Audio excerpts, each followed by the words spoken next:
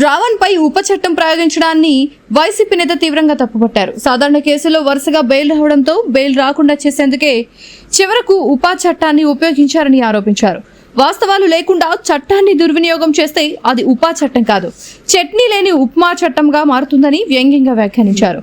రావణకు వైసీపీకి ఎలాంటి సంబంధం లేదని స్పష్టం చేశారు. రావణ సిద్ధాంతాలు వేరు, తమ పార్టీ సిద్ధాంతాలు వేరని పేర్కొన్నారు. అయితే అక్రమంగా అన్యాయంగా కేసులు పెడితే బాధితులకు న్యాయ సహాయం అందించడం తమ బాధ్యత అని చెప్పారు. రావణ బృందానికి చెందిన ఓ మహిళ వైఎస్ జగన్ ను కలిసి ప్రభుత్వ వేధింపులపై ఫిర్యాదు చేయగా అక్రమ కేసులపై న్యాయ సహాయం అందిస్తామని జగన్ హామీ ఇచ్చారని తెలిపారు.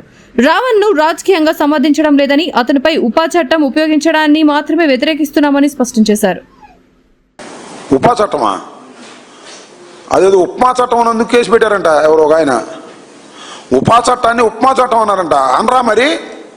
ఉపా చట్టాన్ని ఎక్కడ పెడితే ఎక్కడ కావాలో అక్కడ పెడితే దాన్ని ఉపా చట్టం అంటారు, లేకపోతే ఉప్మా చట్టం అంటారు. చట్నీ లేని ఉప్మా చట్టం అది. రావణ్ అనే వ్యక్తి మీద పెడతారా? పెట్టి ఆయన తీసుకెళ్లి రిమాండ్లో పెడతారా? దాన్ని ఉప్మా చట్టం అంటే మళ్ళా కేసు పెడతారా? బుద్ధి ఉందా? నాకు అర్థం కాలేదు. ఏమండి, ఉప్మా చట్టం కాక ఏం చట్టం అది? పలావ్ చట్టమా? నాకు అర్థం కాలేదు. ఏంటిది? చంద్రబాబు నాయుడు గారు పెట్టమంటేనే పెట్టుంటారు, లేకపోతే లోకేష్ పెట్టమంటే పెట్టుంటారు. అంత ఉపా చట్టాన్ని ప్రయోగించవలసిన అవసరం ఉందా? మొట్టమొదటి ప్రయోగిస్తే అది ఓకే. రావణ్ ఏ రోజునైతే మాట్లాడారని వీళ్ళు పెట్టారో ఆ రోజున పెడితే ఓ దీనిలో ఏదో ఉందనుకోవచ్చు. ఒక కేసు పెట్టారు, బెయిల్ వచ్చింది. ఇంకో కేసు పెట్టారు, బెయిల్ వచ్చింది. ఇంకో కేసు పెట్టారు, బెయిల్ వచ్చింది. ఇంకో కేసు పెట్టారు, బెయిల్ వస్తుంది. అరే బెయిల్ వస్తుందే, ఈ బెయిల్ రాకుండా చేయాలంటే ఏం చేయాలంటే పైనుంచి దించారు ఉప్మా చట్టాన్ని, అదే ఉపా చట్టాన్ని. అది తీసిపెట్టి తీసారు లోపల అన్నారు. ఏంది ఇది? అర్థం కావట్లా. కామన్ సెన్స్ చోటకి అర్థం కావట్లా.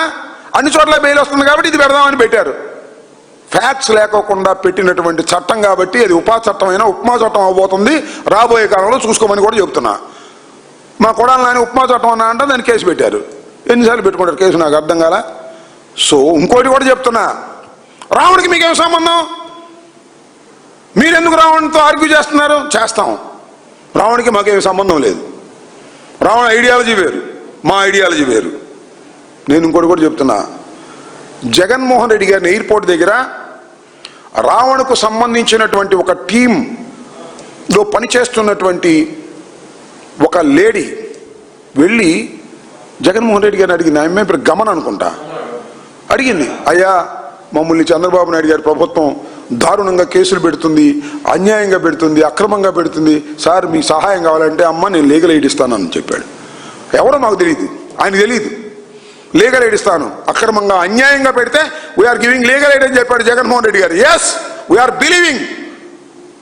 ఈ రావణ మీద అన్యాయంగా అక్రమంగా ఉపా చట్టాన్ని పెట్టారు, అదే ఉప్మా చట్టాన్ని పెట్టారు. దాన్ని మేము వ్యతిరేకిస్తున్నాం, వారికి లీగల్ ఎయిడ్ ఇస్తాం, వారిని రక్షిస్తాం.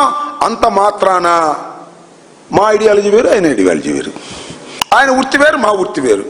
మరొకటి చెప్తున్నా, రావణ్ తెలుగుదేశం అపోజిషన్లో ఉన్నప్పుడు, మేము అధికారంలో ఉన్నప్పుడు చంద్రబాబుకు అనుకూలంగా మమ్మల్ని దూషించాడు.